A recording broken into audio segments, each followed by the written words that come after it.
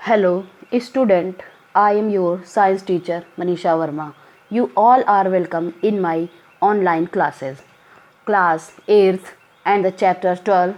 The lesson name is friction.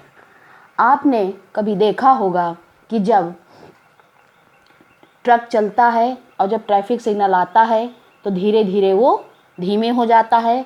आपने ये भी देखा होगा कि अगर आप ब्रेक न लगाएं तो बाइसिकल धीरे धीरे रुक जाती है।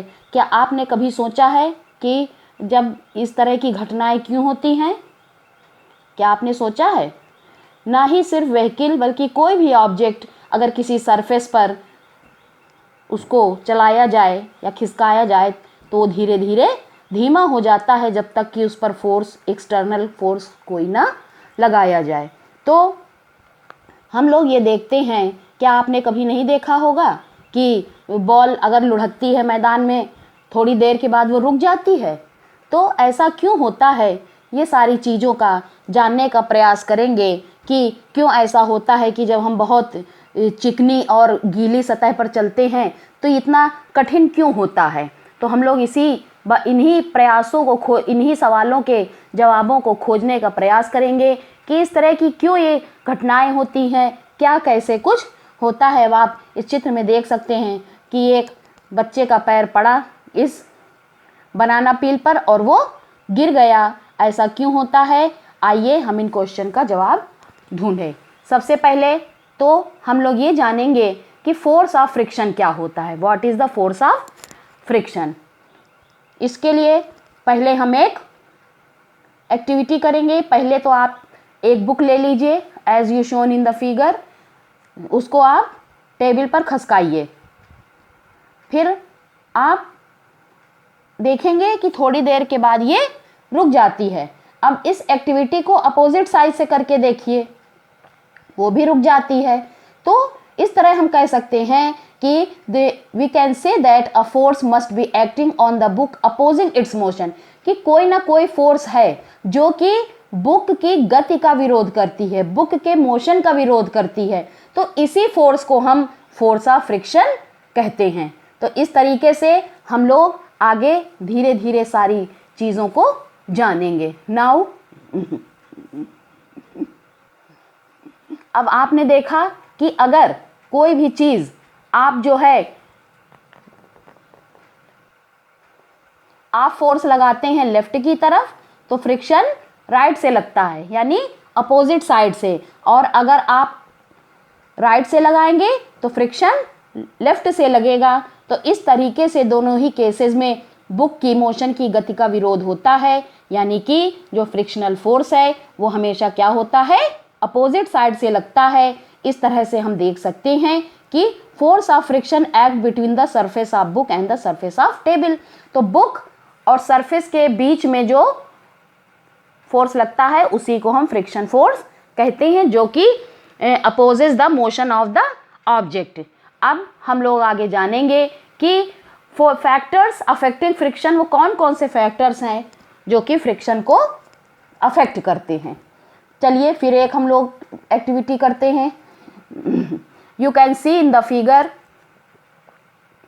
This one, this is a spring balance. I will tell you about the what is spring balance. First of all, you have to do this activity. एक आपने स्ट्रिंग लिया जो कि एक ईंटे में लपेट दिया। ये देखिए ब्रिक है, इसमें आपने एक धागा लपेट दिया है। अब इसको आप स्प्रिंग बैलेंस की सहायता से खींचिए। अब क्या है, आपको कुछ फोर्स लगाना पड़ेगा और जैसे ही आप खींचना शुरू कीजिए वैसे ही आप तुरंत इसकी रीडिंग को नोट कर लीजिए। तो ये आपको पता चल जाएगा कि सरफेस ऑफ ब्रिक और फ्लोर के बीच में कितना फ्रिक्शन लगा है। अब इसके बाद आप क्या करेंगे कि एक पीस लेंगे पॉलीथीन का, उसको ब्रिक में आप लपेट देंगे और you have to repeat this activity. इसको आप एक्टिविटी को रिपीट करेंगे और फिर आप रीडिंग नोट करेंगे। तो आप क्या देखेंगे, तो आप क्या डिफरेंस देखते हैं कि जो आपने पॉलीथीन लपेटा था उसमें कम फ्रिक्शन लगा और ऐसे ही आप उस तरह से हुआ तो आपने जो पॉलीथीन लपेटा था और उसमें जो लपेटा था उसकी आप रीडिंग नोट करिए। और जो आपने अब आप क्या करेंगे कि एक जूट का बैग लपेट देंगे। अब आप देखेंगे कि क्या होगा। अब हम आपको बताएंगे कि what is spring balance. Spring balance is a device used for measuring the force acting on A object. Spring balance वो डिवाइस है जो कि किसी ऑब्जेक्ट पर लगने वाले फोर्स को मेजर करती है। इसमें एक कॉइल्ड स्प्रिंग होती है, ये आप देखिए लगा हुआ है। जब इसको आप खींचेंगे या कोई वेट लटकाएंगे, इसमें जब आप कोई वेट लटकाएंगे तो ये स्प्रिंग खींच के नीचे आ जाएगी। इस प्रकार से पॉइंटर लगा होता है जो कि मूव करता है और हम इस पर रीडिंग पढ़ लेते हैं तो कितने मैग्नीट्यूड का फोर्स है, इसके अंदर ये संख्याएं लिखी होती हैं। अब चलिए हम लोग नेक्स्ट एक्टिविटी करते हैं। सबसे पहले आप क्या करेंगे कि एक टेबल पर एक स्मूथ इंक्लाइंड प्लेन बना लेंगे। अब आपको वुडन बोर्ड का आप उससे ब्रिक से या बुक से सपोर्ट ले सकते हैं और जो है आप एक पेन से आप एक मार्क लगा देंगे। अब आप पेंसिल से ले लेंगे। अब हम आपको इसमें आगे फिगर में दिखाएंगे तो आपकी समझ में आ जाएगा। ये देखिए,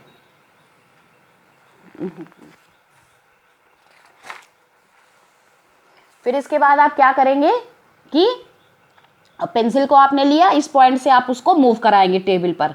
अब क्या होगा, नोट डाउन द डिस्टेंस। अब आप डिस्टेंस को नोट कर लेंगे।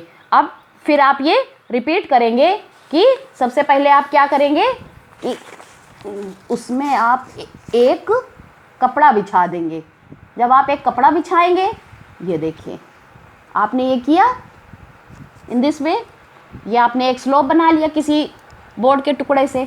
अब आप क्या करेंगे, ये मार्क लगा, यहाँ से आपने पेंसिल को लुढ़काया तो ये यहाँ आके रुकी। अब क्या होगा कि अब आप एक कपड़ा बिछा देंगे। यहाँ से आपने किया, ये कपड़ा बिछा दिया तो पेंसिल क्या किया, थोड़ी दूर पे ही आके रुक गई। But in the above activity इसने ज़्यादा डिस्टेंस कवर किया। तो इस तरह से आप एक सैंड की थिन लेयर बिछा देंगे या फिर आप उसमें अब करेंगे तो उसमें और कम दूर तक जाएगी।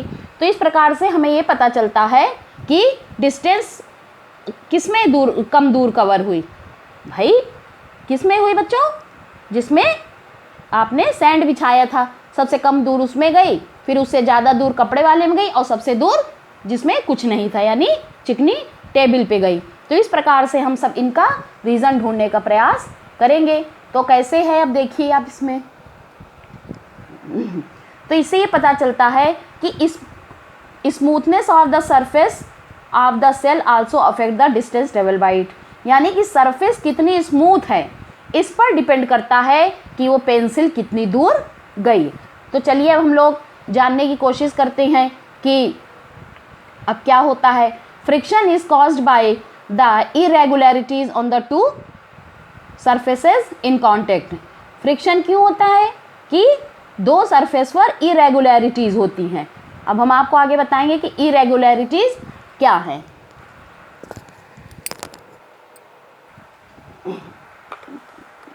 इरेगुलरिटीज क्या है बच्चों, मान लीजिए कि ये सरफेस है, ये दो सरफेस हैं, तो इसमें बहुत ही माइन्यूट रिजेस होते हैं और इसमें भी इतने माइन्यूट रिजेस होते हैं।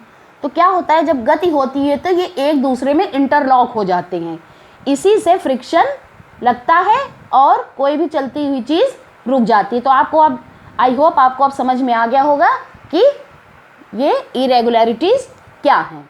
तो चलिए अब आगे हम लोग बढ़ते हैं। दो surfaces which are appear very smooth have a large number of minute irregularity.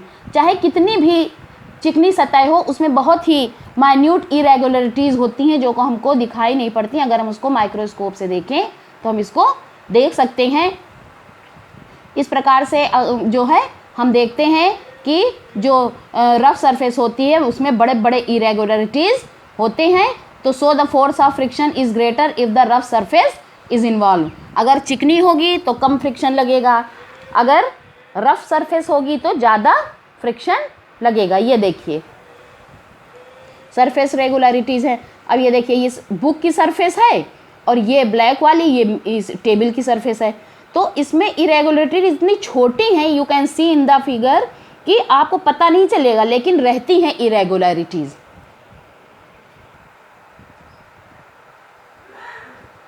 सो बच्चों, अब हमने देखा कि फ्रिक्शन जो है इरेगुलरिटीज़ के इंटरलॉकिंग से, एक दूसरे में फंस जाने के कारण होता है। तो ये फोर्स ऑफ फ्रिक्शन इंक्रीज होगा अगर दो सरफेस आर प्रेस्ड हार्डर, ज़्यादा प्रेस की जाएं। अब आप इससे आराम से इसको इस तरीके से कर सकते हैं कि जब आप मैट को खींचते हैं या बड़े बक्से को खींचते हैं, अगर उस पर कोई बैठा है तब तो ज़्यादा ही ताकत लगानी पड़ती है। तो इस तरीके से अगर आप किसी बक्से को पुश करें या खींचें तो इसमें कितनी ज़्यादा ताकत लगानी पड़ती है। तो बच्चों, इस प्रकार से हम लोगों ने ये देखा कि क्या ज़्यादा ईजियर होता है कि to move the box from rest और to move it when it is already in motion. अगर वो रुका हुआ है तो उसको ज़्यादा ताकत लगानी पड़ेगी, अगर वो चल रहा है तो उसमें कम ताकत लगानी पड़ेगी। तो force required to overcome friction at the instant an object start moving from rest is a measure of static friction। मतलब क्या है कि स्टार्ट से वो थोड़ा सा जैसे ही मूव करने लगे तो इस प्रकार से ये स्टैटिक फ्रिक्शन है। On the other hand the force required to keep the object, अब वो ऑब्जेक्ट मूव करता रहे उसी स्पीड से, तो ये होता है this same speed is a measure of sliding friction. इस तरीके से हम देखते हैं कि जब बॉक्स स्लाइड करना स्टार्ट करता है तो कांटेक्ट पॉइंट जो होते हैं उसके सरफेस पे, तो इतना टाइम नहीं होता है, do not get enough time to lock into the contact point on the floor, कि आपस में वो लॉक हो सके। So the sliding friction is slightly smaller than static friction. अब चूंकि स्टार्ट करना शुरू करता है, शुरुआत में स्पीड कम होती है, तो वो उसकी स्पीड कम होती है क्योंकि आपस में उनमें जो सरफेस के बीच में जो इरेगुलरिटीज़ होती हैं उसको इंटरलॉक करने का समय मिल जाता है। लेकिन जैसे ही वो स्पीड पकड़ता है तो उसको इंटरलॉक करने का समय नहीं मिलता है, इसलिए उसमें फ्रिक्शन कम लगता है।